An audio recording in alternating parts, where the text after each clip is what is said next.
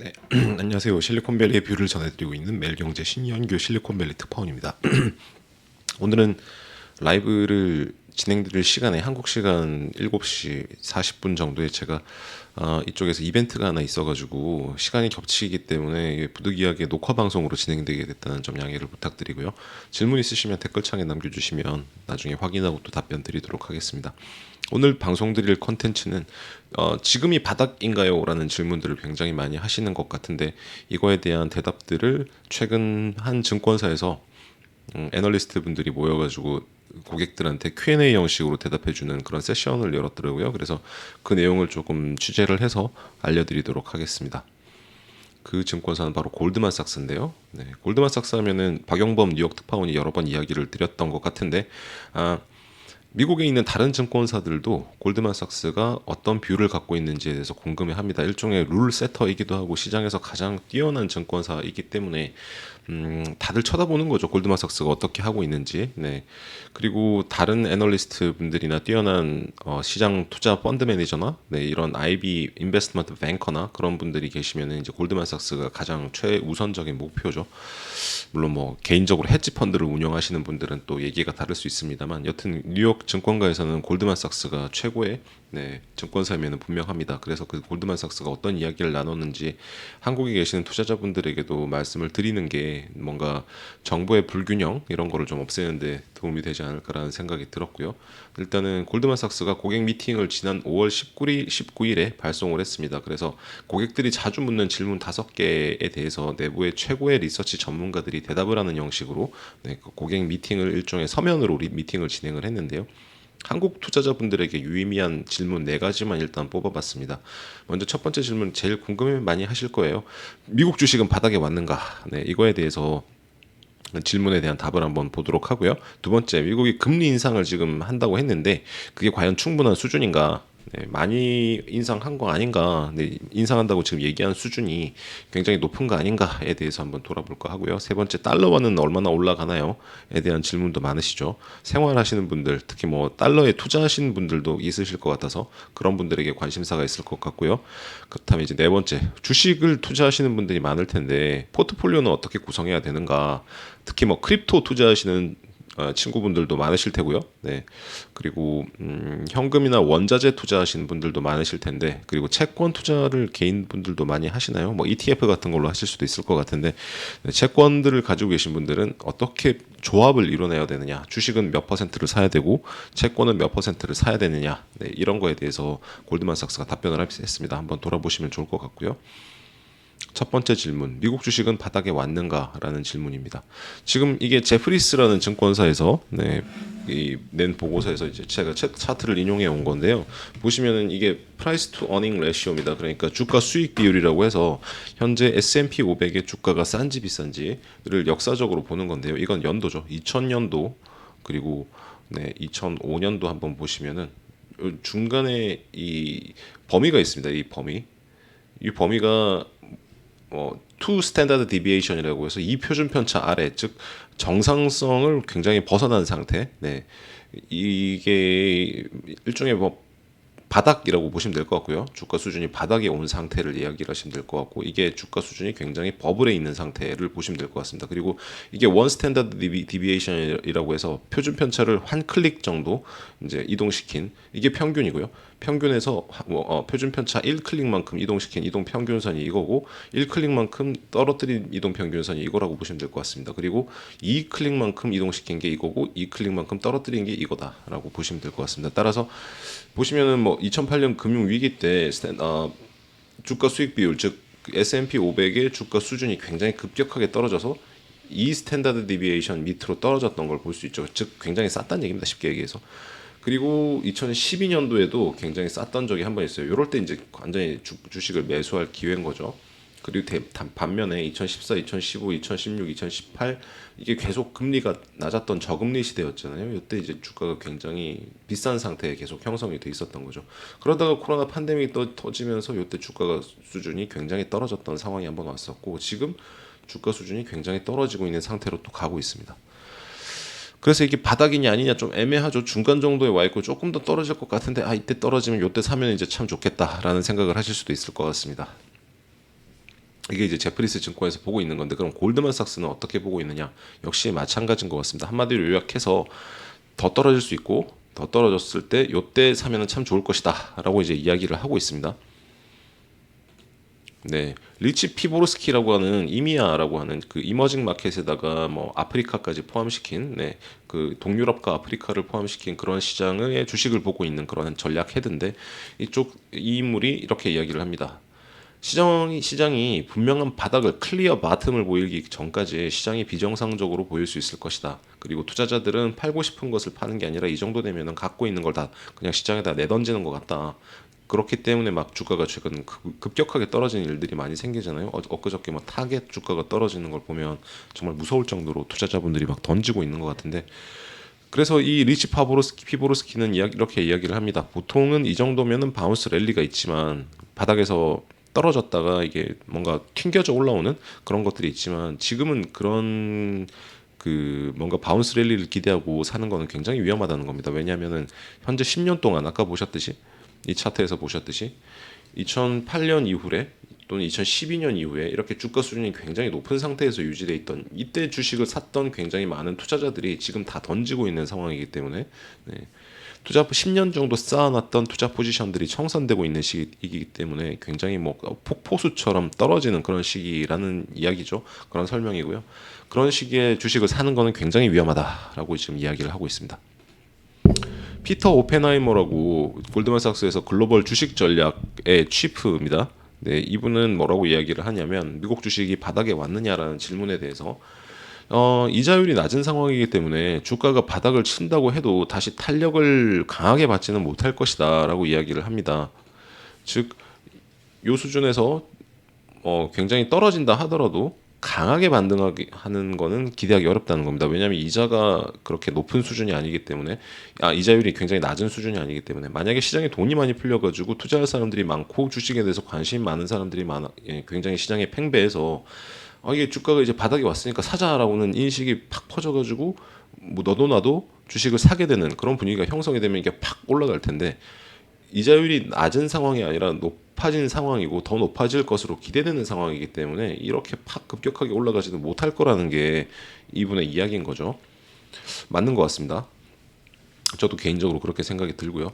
그리고 주가는, 이 피터 오펜하이머의 이야기는, 주가는 전쟁, 금리 인상 등의 충격들을 이제 흡수했다고 이해하면 될 것 같다.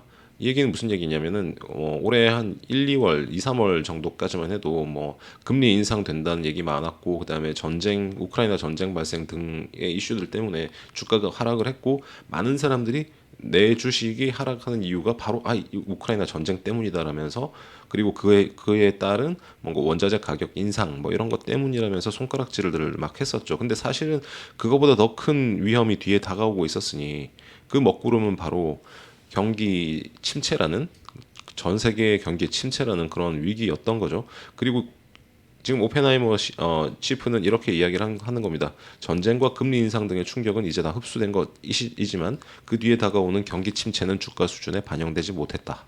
그러니까 더 떨어질 수 있다는 얘기죠.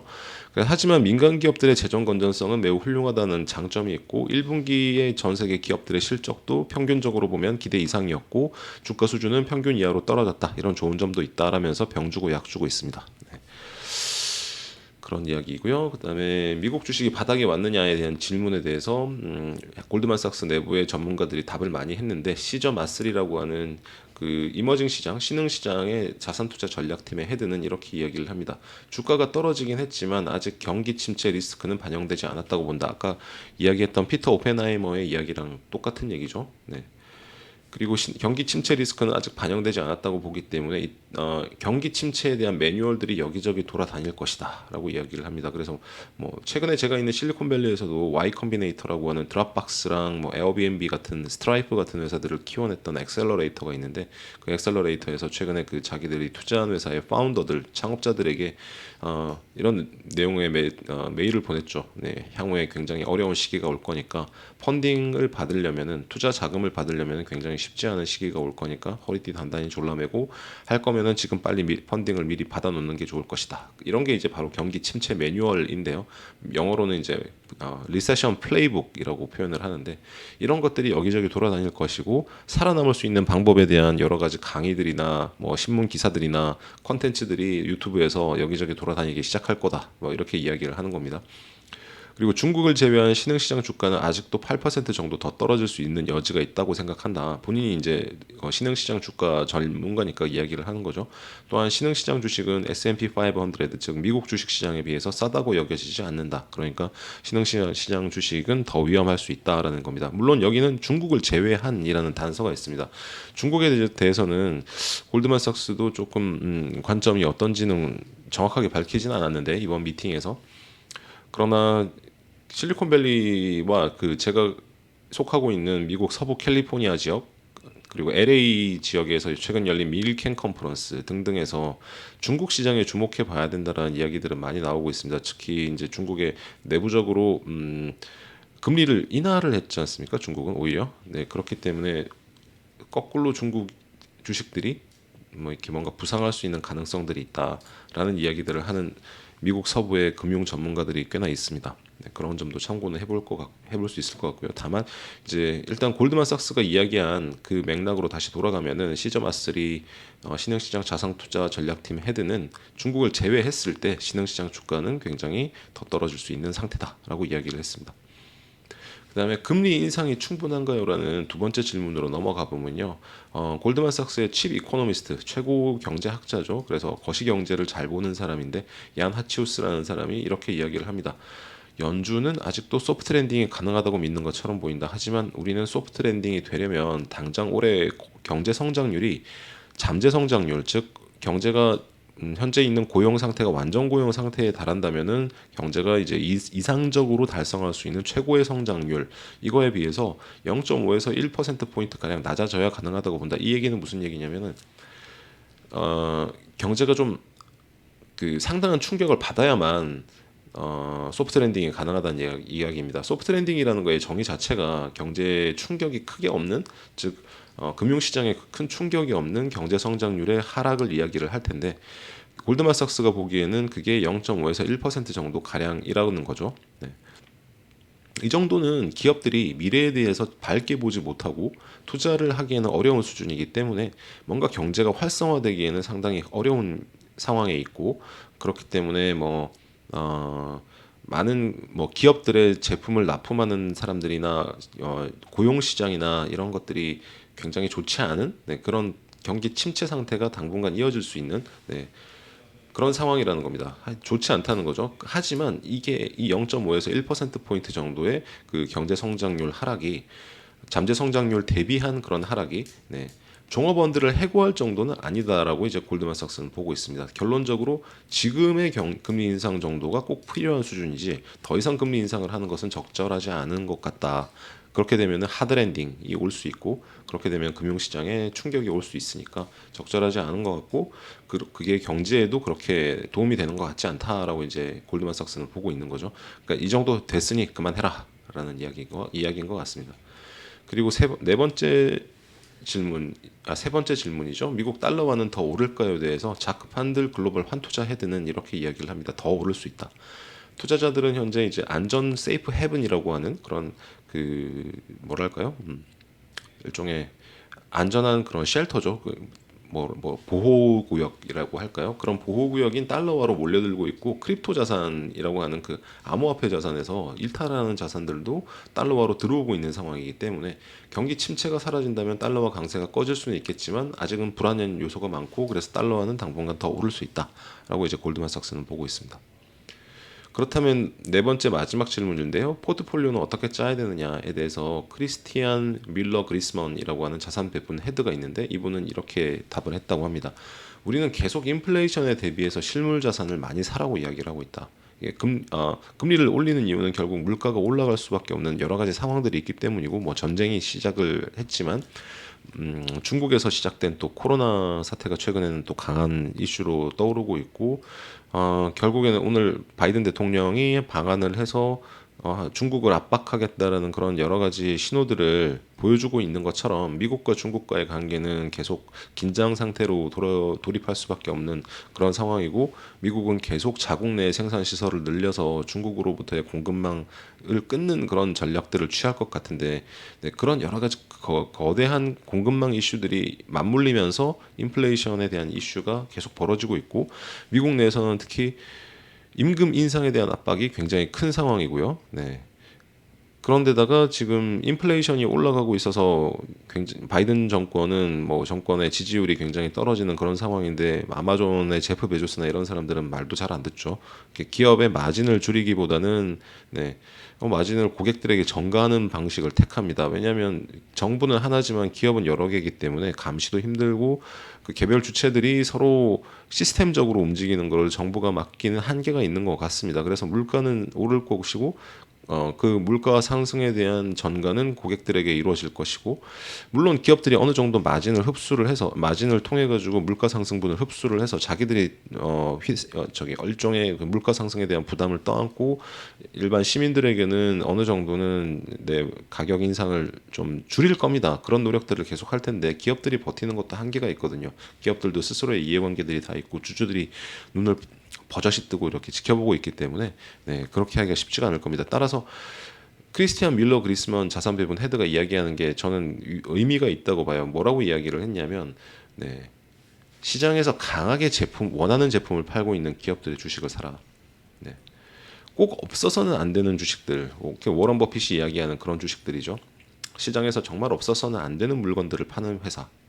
그런 주식 기업들의 주식은 실물 자산이라고 할 수 있다는 겁니다.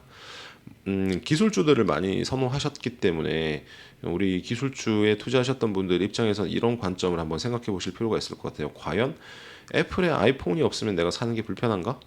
과연 테슬라의 뭐 모델 3나 모델 Y가 없으면 내가 사는 것이 불편한가?